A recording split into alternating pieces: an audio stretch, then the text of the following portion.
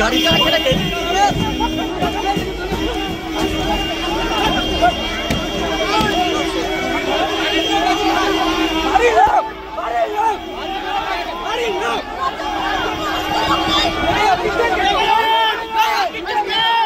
আপনাদের মহিলা পুলিশ নেই, মহিলা পুলিশ নেই, একজন মেলাতে হবে, মহিলা পুলিশ নেই, মহিলা পুলিশ নেই, একটা মেয়েদের হাত দিচ্ছেন কেন?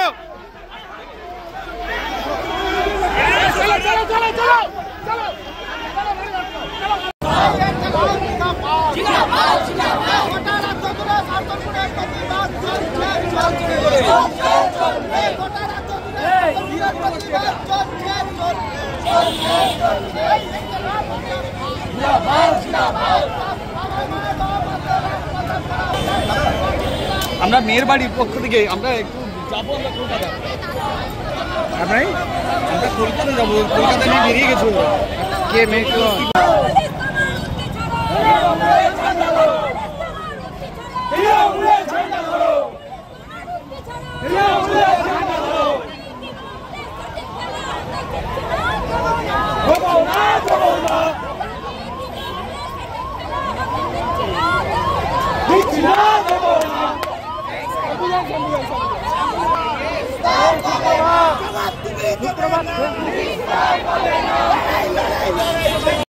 গতকাল থেকে আপনারা জানেন সিঙ্গুরের একজন নার্সিং স্টাফ এখানে ট্রেনিং করতে এসেছিলেন, 24 বছর বয়স। হঠাৎ রাত্রে খবর পাই যে তার একটা ঝুলন্ত দেহ পাওয়া গিয়েছে। পরিবারের লোক যখন এই হুগলির সিঙ্গুরে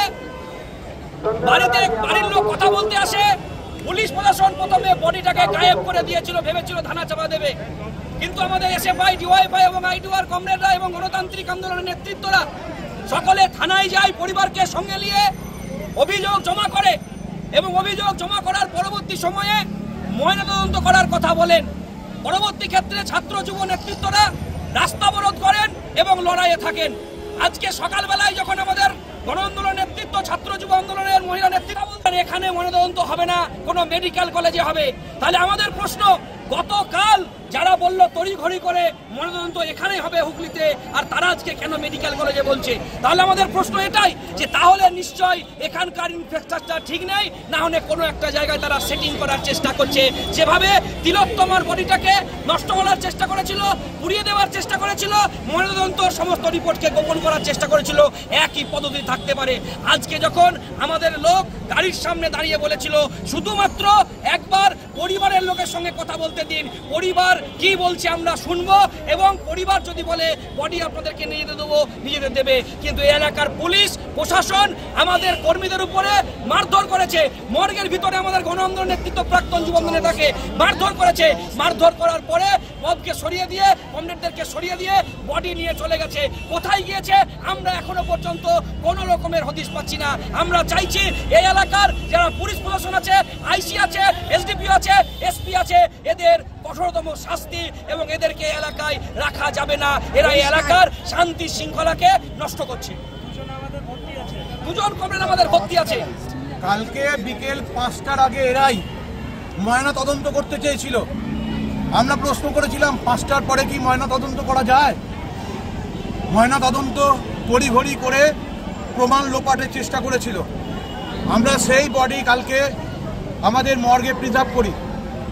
মর্গে সিসিটিভি ছিল না, আমাদের সাথে সুপার দেখা করতে চাইনি। সুপারের ঘরে আলোচনা হয়, সেখানে শ্রীরামপুরের আইসি ছিল, সুপার ছিল, লট অফ ডক্টর ছিল।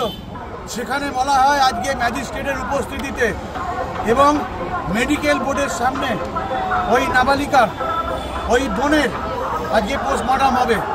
কিন্তু আজকে সকালবেলা যখন আমরা যাই তখন বলা হয় যে এখানে পোস্টমর্টম হবে না। আমরা জিজ্ঞেস করি কেন, বলে কোনো সদুত্তর নেই। আমরা বলি বাবা মার কনসেন্ট নিয়েছেন, বলছে নেবার প্রয়োজন বোধ করি না। আমরা আমাদের সামনে বাবা মাকে না জানিয়ে জোর করে গাড়ি, পুলিশ, শ্রীরামপুরের আইসি, শ্রীরামপুরের এসিপি, শ্রীরামপুরের অন্যান্য পুলিশ অধিকার এবং শ্রীরামপুর ওয়ালসের সুপার তাদের মদতে আমাদের মহিলাদের ওপর আক্রমণ হয়, আমাদের ছাত্রদের ওপর আক্রমণ হয়, এমনকি আমাদের যারা গণতান্ত্রিক আন্দোলনের নেতৃত্ব তাদেরকে মারধর করা হয়, গাড়ি বার করে নিয়ে যায়। ঠিক যেভাবে গত 9 তারিখ আমাদের আর্জি করে আমাদের ছাত্র যুব কমরেডদের বাধা সত্ত্বেও তিলোত্তমার বাড়িকে বার করে নিয়ে গেছিল, একইভাবে বার করে নিয়ে গেছে। আমরা এই সমস্ত পুলিশ আধিকারিক এবং পুলিশ সুপারের দৃষ্টান্তমূলক শাস্তি এবং অপসারণ দাবি করছি। এই দাবিতে আমাদের লড়াই চলছে। এবং এমনকি ছাত্রীর বাবা তাকেও মারধর করে জোর করে গাড়িতে তুলেছে। তার কনসেন্ট ছিল না, তার কনসেন্ট নেওয়ার প্রয়োজনই নাকি বোধ করেনি তীর্থদা বলল, যা জানিয়েছে সুপার এবং পুলিশের আধিকারিকরা। তারপরেও তার বাবাকে মারধর করে জোর করে গাড়ি তুলে চ্যাংদোয়া করে গাড়িতে তুলে তাদেরকে জোর করে নিয়ে যাওয়া হয়েছে। সুপার বলেছে, শ্রীরামপুরে থানা সুপার বলছে তাকে ওপর থেকে অর্ডার দেওয়া হয়েছে। ওপরের কে নবান্ন, ওপরের কে নবান্ন, নবান্ন 34টা পুলিশ, দলদাস পুলিশ মহিলাদের ওপর আক্রমণ করেছে। লজ্জা করে না যারা আমাদের রাজ্যের মহিলাদের বাঁচাতে পারে না? খেলা হচ্ছে, খেলা খেলা বন্ধ